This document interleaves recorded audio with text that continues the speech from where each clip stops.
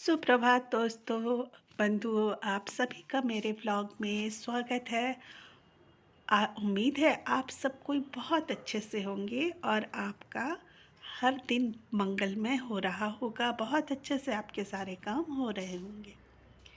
सुबह मैं भी जल्दी उठ चुकी हूँ और उठकर अपना सारा काम शुरू कर दिया है। नहाकर मैंने पूजा कर लिया है। चिड़ियों के लिए रोटी और दाने रख दिए हैं। साथ में मैंने उनके लिए पानी के बर्तन में पानी भी भर दिया है। अब ये दोपहर को यहाँ आएंगी और दोपहर तक घूम घूम कर ये खाती रहेंगी, पानी पीती रहेंगी। और वो छोटी वाली जो मुनिया चिड़िया होती है ना, वो तो आकर इनमें डुबकी मार लेती हैं, यानी कि वो नहाने का भी आनंद ले लेती हैं। हाँ, इस ठंड में भी वो दोपहर को नहाने का मज़ा ज़रूर लेती हैं। चलिए दिखाती हूँ बाहर कैसी धूप है। बाहर ना बहुत सुंदर सुनहरी धूप खिली हुई है। मन तो करता है बस उस धूप में पूरे दिन बैठी रहूं, लेकिन ये तो संभव नहीं है। ये तो बस मन की ख्वाहिश है और कुछ नहीं। पहले तो काम खत्म करने, फिर ही आप धूप का मजा ले सकती है, और तब तक न जाने धूप रहे या छुप जाए। सुबह के वक्त में अखबार भी आ चुका है और अखबार के साथ गरम गरम चाय तो बनती है। दोस्तों, सुबह के साथ हम चाय की कप लेकर तो ज़रूर बैठते हैं। साथ में अगर अखबार हो तो थोड़ी सी एक नज़र दिन दुनिया की खबर पे भी चली ही जाती है। और ये ज़रूरी भी है। ऐसा थोड़े ना है कि अगर हम घर में हैं तो बाहर की दुनिया से हमें कोई जानकारी नहीं लेनी होती है। हाँ, इनका भी जानकारी अपडेट होना ज़रूरी है। और चलिए मैं अपना पेपर लेकर अंदर चलती हूँ और बैठकर चाय के साथ अखबार का भी मज़ा लेती हूँ। सिल्की भी हमारी है, मैं उनसे मिलवाती हूँ आपको। और उन्हें धूप का बड़ा शौक़ होता है, लेकिन मुश्किल ये है कि धूप छाँव का ये खेल ऐसा चलता रहता है कि अभी धूप है, अभी छाँव हो जाती है। लेकिन सिल्की को थोड़ी सी चाहत तो होती है कि वो धूप में जाकर बैठे। हमारी तरह उन्हें भी धूप तो अच्छा लगता ही है। पशुओं की बोली हम भले भले न समझें, लेकिन उनके दिल की बात को तो हम समझ ही सकते हैं।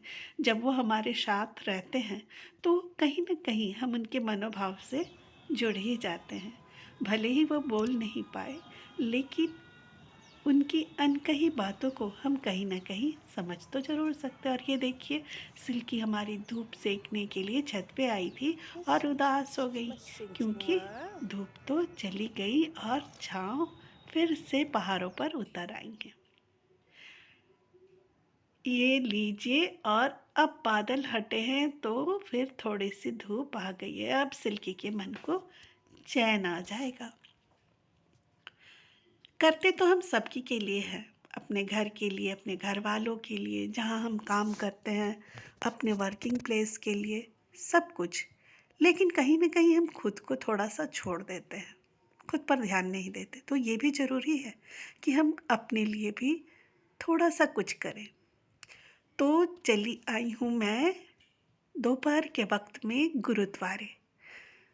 गुरुद्वारे आकर माथा टेक रही हूँ मैं, और यहाँ के शांति का दिल से, आत्मा से अनुभव करती हूँ मैं।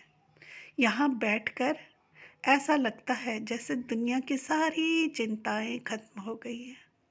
बस मैं हूँ, मेरे ईश्वर है, और मैं इनके साथ पूरी तरह जुड़ गई हूँ। बहुत सुकून मिलता है इन जगहों पर आकर। तो कभी कभी मैं अपने लिए थोड़ा सा वक्त निकाल ही लेती हूँ, ताकि ज़िंदगी का मज़ा भी ले सकूँ और कुदरत के इस खूबसूरत नज़ारों को भी जी भर के देख सकूं।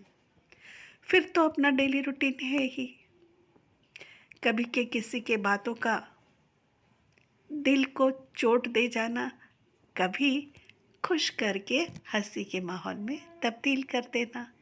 तो ये तो सारी मिली जुली चीज़ें यूं ही चलती रहती हैं। लेकिन ज़िंदगी का मज़ा तब आता है जब आप स्वयं खुश हो।